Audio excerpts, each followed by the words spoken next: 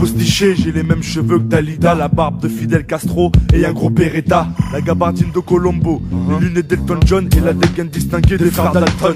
Les lieux sont repérés, 9h devant la banque, devant le sas, je sonne et je rentre. Je fais la queue comme tout le monde, mes potes m'attendent de rue plus loin, je suis opérationnel dans 30 secondes. Peut-être le vigile, lui qui me regarde bizarre, m'approche vers lui et je lui dis qu'est-ce que t'as, connard? Moi, Malek Bouabass, je me trompe pas, Bouabass, hein, c'est ça? C'est ça, Bouabass. ouais. Bouabass. Bouabass. Bouabass. Tefa, Ouais, bienvenue sur Bouscapé. salut. Donc voilà, si on vous a réunis, vous deux, enfin si Tefa nous a réunis, nous tous, c'est pour parler de ton bouquin qui vient de sortir. Donc bah, tu vas te présenter pour les gens qui te connaîtraient pas. Tefa, on le connaît un peu déjà dans le milieu, mais voilà, si tu peux te présenter déjà vaguement. Malek Bouabass, défavorablement connu des services de police, auteur du livre L'évasion de Fresnes, donc qui vient de paraître là le 5 février, qui revient un peu sur l'évasion de Fresnes d'Antonio Ferrara, qui le 12 mars 2003 s'est évadé à l'aide d'un commando des entrailles de la prison non moins célèbre Fresnes. Voilà. Ok. 10 minutes chrono.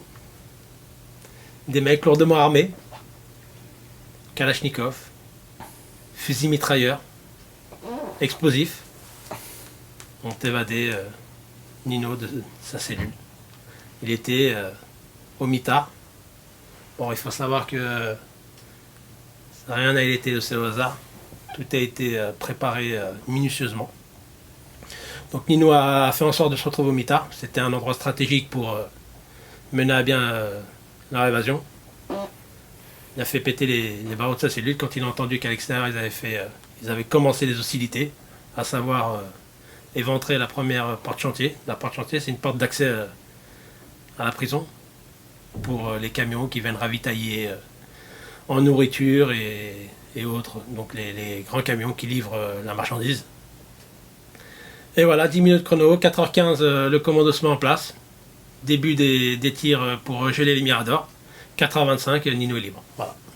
Ok, bon, on va revenir plus en détail sur ça. Si avec ça, tu veux pas lire le livre, moi je sais pas ce qui se passe. Eh, je le lirai, j'espère qu'on va le finir Parce prochainement. que 20 pages là. Ouais, c'est 24 pages, t'as Ah, mais abusé. j'ai beaucoup C'est le début, c'est même Je pas comprends la fin de pourquoi l'intro. je comprends pourquoi t'as mis 2 ans à écrire ton livre.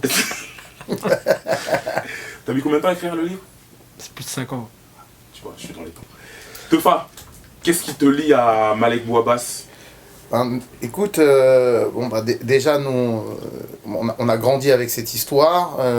93. Ouais, on est du même secteur. Et puis, ben, eux, pour nous, c'était quand même... tu vois, il y avait à une époque, il y a eu Mesrine. Et moi, je pense que pour nous, notre génération, c'est ces mecs-là qui étaient la représentation du grand banditisme, du nouveau grand banditisme venant des banlieues. Et j'étais hyper intéressé, donc moi quand je l'ai rencontré, il m'a parlé de son histoire, et j'ai trouvé passionnant de savoir que tout était préparé, organisé, que, tu vois, parce que bon, il y a des mecs dans leur tête, ils pensent que les gars, ils sont arrivés en voiture, ils se sont dit tiens, bon, il y a de la lumière, on va essayer d'allumer, on va rentrer. Non, les mecs, ils avaient préparé ça, ils avaient dû... Enfin, tu vois, tout ce mécanisme, toutes les questions qu'on a pu se poser sur Ferrara, sur la genèse de cette équipe, parce que c'est une équipe du 94 et du 93, du Sud aussi, des Corses, voilà, ben, tu vois, ce mélange-là, qui est aussi représentant de nos banlieues, tu vois. Et quand il a commencé à me parler, j'ai trouvé ça passionnant, on s'est liés d'amitié, et j'ai essayé de les présenter à un éditeur, voilà, et puis les choses se sont faites, et au final ce livre il a une vraie importance pour moi parce que j'ai l'impression d'avoir été avec eux pendant tout le temps de la construction de ce bouquin. Est-ce que tu as participé à Disons que l'évasion de Antonio Ferrara à Fresnes? Disons que j'ai été interpellé avec Ferrara. J'ai été condamné dans le cadre de l'évasion, à savoir complicité et d'avoir apporté une aide indirecte à sa cavale. Parce que moi, j'ai vécu les derniers instants de sa liberté en sa compagnie. Et j'étais dans le box. donc renvoyés, condamnés. Il faut savoir quand même que parmi tous les protagonistes de l'affaire, donc 21 mecs co-accusés, 19 ont été condamnés, 2 ont été acquittés, et parmi toutes ces personnes, il y en a beaucoup qui étaient des proches, voire des très proches. J'ai été condamné pour des faits, je m'en contenterai bien aujourd'hui, et je m'en contente même très bien, et je pense qu'une décision de justice ne vaut pas la peine d'être... Commenter. je pense plutôt. D'accord, ok, bon. Perso, moi, j'avais piscine. J'étais pas là, moi. D'accord. Comment on en vient au grand banditisme, quoi? Comment on en vient là? Est-ce que c'est un choix? Est-ce qu'un jour tu t'es dit, quand tu étais petit, tu voyais des films, tu dis j'ai envie d'être un gangster ou j'ai envie de... On a tous des parcours de vie assez différents, c'est sûr, mais dans un quartier, ils sont plus ou moins similaires. Voilà, on gravit des échelons, on passe des caps sans forcément s'en apercevoir. C'est un matin, tu voles un paquet de gâteaux, le lendemain tu te retrouves sur un braquage. Bon, j'extrapole, je réduis au maximum, mais bon, c'est un peu comme ça, c'est que tout est exponentiel dans les banlieues et on ne s'aperçoit pas forcément de l'évolution, de notre évolution. Et après, il y a des mots qui sont employés, grand banditisme, voyou, c'est des termes, c'est du vocabulaire un peu particulier qui ne fait pas partie de mon dictionnaire. Je suis désolé, mais bon, c'est vrai que c'est le vocabulaire des flics, il faut le reconnaître. Et voilà, quoi, chacun appelle les choses comme il l'entend. Je me reconnais pas directement, mais bon, si on veut me caser là-dedans et que je peux, pourquoi pas. D'accord. Et est-ce qu'avec ce livre, je me dis, est-ce que c'est une sorte de témoignage, un truc pour dire aux jeunes de, voilà, ne faites pas ce qu'on a fait, c'est pas bien, livre, dans un premier temps, ce livre, c'est une histoire qui est racontée de l'intérieur. Donc ça n'a jamais été vu pour le moment. Il y a plein d'histoires qui ont été racontées sur cette évasion, sauf que c'était des histoires qui ont été racontées par des journalistes et autres. Là, elle est racontée de l'intérieur. C'est la vérité de l'évasion. Il faut comprendre qu'il y a des choses qui sont développées, donc ça va au-delà même de l'évasion, parce que je développe un maximum sur la fabrication de l'évasion, de sa conception au passage à l'acte en passant par le shopping, parce que comme un peu tout, faut faire des achats quand on fait une évasion. Donc voilà, il y a plein d'éléments qui sont indispensables. Les téléphones portables, de l'explosif, en passant par du matériel, des bananes, des gants, des choses comme ça. Donc c'est la construction de l'évasion, les véhicules, il y a un maximum de choses qui font un tout. Et c'est vraiment là-dessus que j'ai développé, c'est la fabrication de l'évasion, l'avant-évasion. Pas seulement. Pas seulement moi, ce qui m'a passionné, c'est aussi la description précise de son équipe, le fonctionnement des banlieues à l'intérieur, pour une fois, qui est raconté par des gens qui viennent de la banlieue. Parce que comme c'est des équipes, il y avait plusieurs personnes qui venaient de ils avaient plusieurs spécialités. Multiculturelles. Voilà, exactement. Nous, on a résumé ça à Benetton. Voilà. Benetton, ça parle à tout le monde se souvient de l'encart publicitaire. Tu avais des blacks, des blancs, des chinois, il y avait toutes les races. Et en plus, c'est ça, c'est multiculturel. C'est multiculturel, il n'y a pas d'histoire de... Non, il n'y a pas de communauté. Il n'y a pas de communauté. Il y avait un seul but, c'était l'argent. Enfin, voilà, c'est beaucoup l'amitié. Au-delà du pognon, c'est l'amitié. C'est une équipe des mecs qui se retrouvent, qui partagent des choses ensemble, qui ont des conceptions qui vont dans le même sens et qui mettent de côté tout le reste, quoi. C'est des plaques, des Arabes du 93, des Italiens, des Corses, le Nord, le Sud, un mélange. Ça parle aussi d'amitié, ça parle de trafic, ça parle de Gofa, ça parle de l'Espagne, ça parle de... Tu vois, tous les mecs de banlieue qui se projettent... Exactement, mais tous les mecs de banlieue qui veulent connaître la réalité, parce qu'ils parlent de Ferrara, ils parlent de cette équipe... sans savoir le pourquoi du comment, parce qu'ils sont là en train de glorifier quelqu'un et ils connaissent pas la moitié de leur parcours, ils glorifient une évasion. Je pense que tous ces jeunes, ou tous les mecs, même tous les rappeurs qui parlent et qui ne mesurent pas les mots de l'apologie, devraient lire ce bouquin, parce que c'est quand même une description parfaite de ce qu'est la banlieue depuis les années 2000. Cette évolution que, nous, on vient de la génération des années 80, donc c'est encore différent, et cette évolution de cette nouvelle génération est complètement décrite dans le livre. C'est hyper c'est passionnant. Une phrase d'Antonio Ferrara, tout a un prix, sauf l'amitié. Je pense que tout est résumé là-dedans. Ouais. Donc il arrive un moment où tout a été dit sur cette histoire. Tout et surtout n'importe quoi. On parlait parce de qu'il y a même pognon. un livre qui est sorti, Roi de la- Santo Ferrara, le livre d'un journaliste, je Le crois. roi de la belle, ouais. Ouais. Bah, ce journaliste, bah, ça tombe bien que tu m'en parles, c'est Brendan Kemet. Bah, ce journaliste, il a fait un article dans le Parisien, donc la veille de la sortie du livre, le 30 janvier. De ton bouquin. Voilà, Ouais. il a fait un livre, il a fait un article, donc dans le mensuel du week-end là, du Parisien, et il revient un peu sur le livre qu'il a lu. Et il fait une comparaison qui est juste exceptionnelle, quoi. Il te dit que le récit, il est fantastique, quoi. Incroyable. Et c'est pas n'importe qui, ce mec. Ce mec-là, il a bûché sur l'histoire. Il connaît par cœur, dans les détails, vu que il s'est rencardé auprès des services de police, des renvois devant la cour d'assises. Bon, il avait un maximum de documents. Il n'avait pas les protagonistes, parce qu'il a interviewé personne ne voulait être interviewé, et il a fait ça de son côté. N'empêche que ce mec-là, il te dit que le bouquin est incroyable, c'est que quelque part, ça lui a appris quelque chose, et qu'il n'est pas resté sur sa faim. Et finalement, ce livre-là, ce qui est important, c'est de faire passer un message, une vérité, mais au-delà de ça, on ne fait aucune apologie. Hein. Nous, on n'en tire aucune gloire, on voulait juste recadrer les choses. Ouais, parce Que tout le monde passe un bon moment. Le but, c'est ça, c'est que tu passes un bon moment, tu lis le livre, tu passes un bon moment, et derrière, si on t'a fait découvrir des petits détails intéressants, ça sera que du positif. Non, mais Parce que ce qui est même bien- connaître la rue, c'est Ouais. ça aussi. Pour tous les gens qui veulent connaître la rue, parce que disant en dehors des textes de rap, parce que c'est qu'une vision, on sait très bien que c'est une vision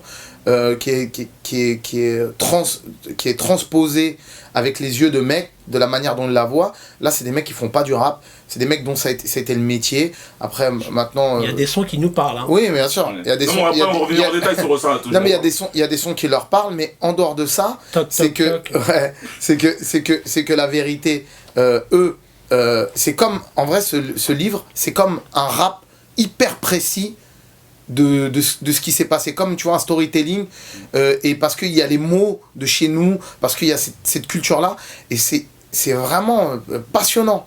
Et c'est pour ça, même les mecs qui lisent pas des livres d'habitude, moi je les invite à aller prendre le bouquin, quoi. Mais bien sûr, parce que souvent, et même les mecs qui parlent de ça, à un moment, C'est on mon se dit, langage. il Après, c'est faut notre soutenir. langage. Comment Mais on non, parle, mais il faut soutenir les retranscrire. mecs. Il faut soutenir les mecs qui ont Après, il y a des vécu mots qui ça. sont compliqués à Bien sûr. écrire, mais bon, on a trouvé un orthographe qui convenait. Ce qui est bien, entre guillemets, je sais pas si il faut dire, ce qui est bien dans votre histoire, c'est qu'il n'y a pas eu de sang. Il n'y a pas eu de mort, pas de blessés, il n'y a pas de sang. Il y a un blessé. Ah, un blessé. Parmi Oui, mais les assaillants. voilà. Parmi C'est les de votre côté, assaillants. quoi. Il y a un blessé parmi les assaillants, parmi ce commando, il y a un blessé. C'est Doumé, donc Dominique Battini, qui a été blessé, qui a reçu une déflagration d'explosif, donc l'explosif qui a pété et qui lui est revenu et qui lui a percé l'œil. Donc il a perdu un œil dans cette affaire. Par contre, c'est vrai que on parlait tout à l'heure de geler les miradors. C'est un terme qui a été employé par les services de police. Hein. Donc c'est un terme militaire qui consiste à faire en sorte d'éviter toute qui utilisent l'argent, Riposte. quoi. Riposte des surveillants qui étaient postés dans les miradors, parce que les surveillants ils ont ordre de tirer. Hein. Donc dès il se passe quelque chose à l'extérieur, ils ont une arme dans leur mirador, et l'arme ils l'utilisent. Donc pour éviter toute riposte, ils ont gelé les miradors. Et on voit bien, quand il y a des photos sur les miradors, on voit bien que c'est vraiment la partie en béton, donc qui est juste en dessous des fenêtres, qui a été visée.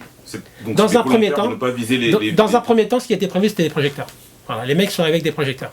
Sauf que les projecteurs, manque de peau, ils n'ont pas fonctionné. Donc du plan A, ils sont passés au plan B. Et dans ces moments-là, tu n'as pas le temps de réfléchir.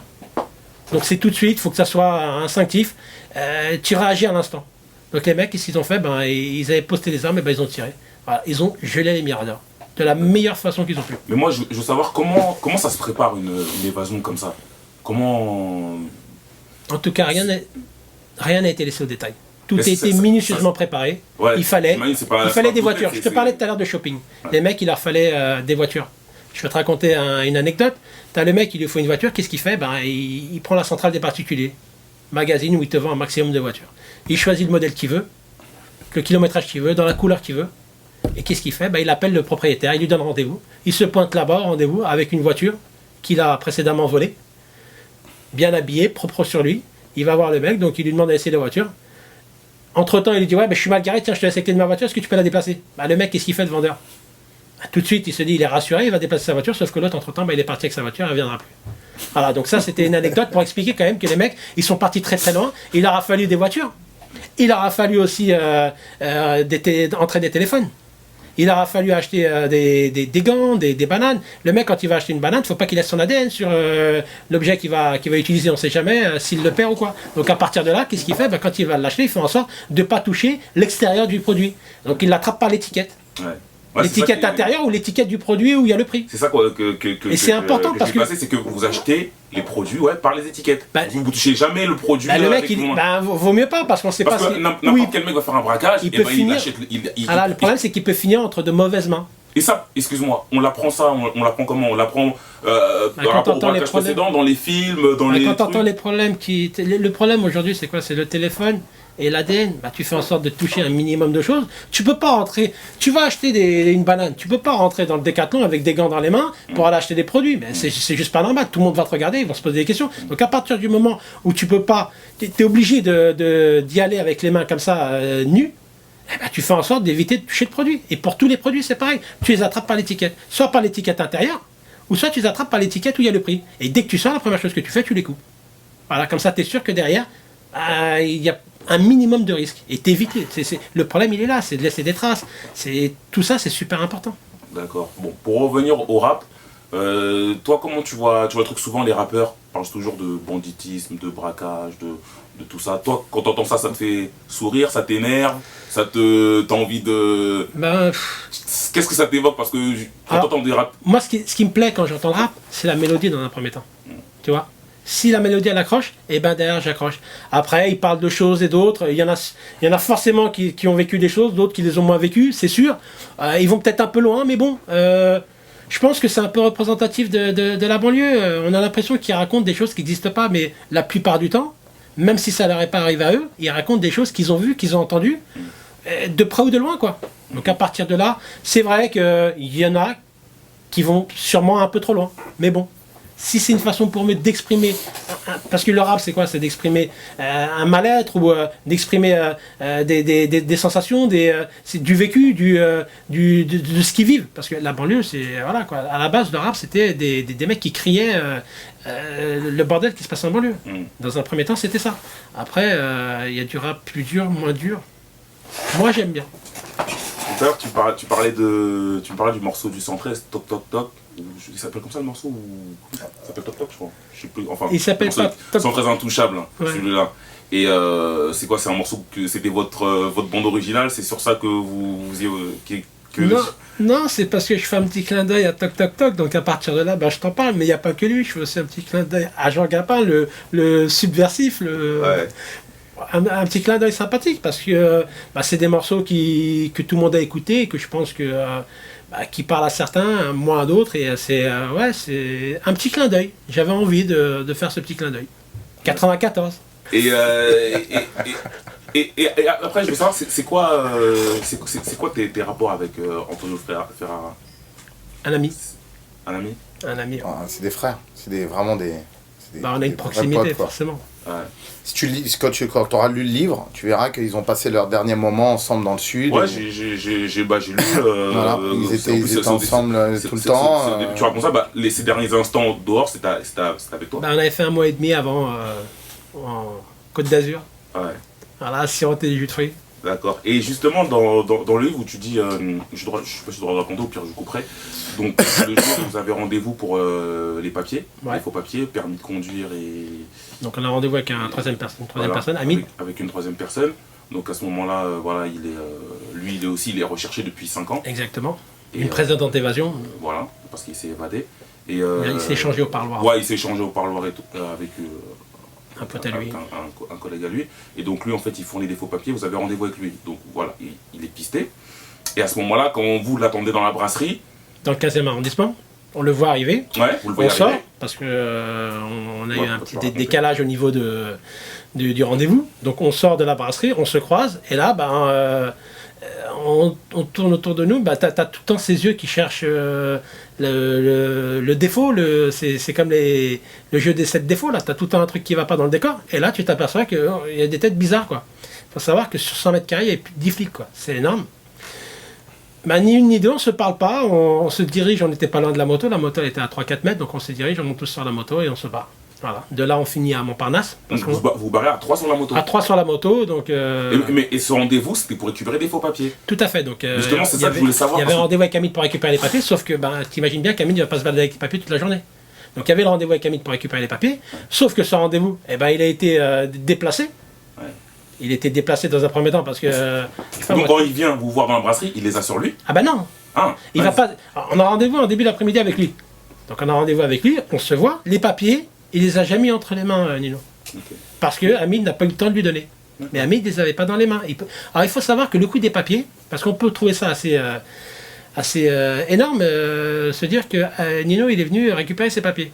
Mais les papiers, sur des papiers d'identité, tu as une photo, tu as une identité. Donc tu as plein d'informations. Tu ne peux pas te permettre de faire circuler ça dans n'importe quelle main. Donc c'est pourquoi Nino il est venu chercher ses papiers. C'est pas un hasard qu'il est venu.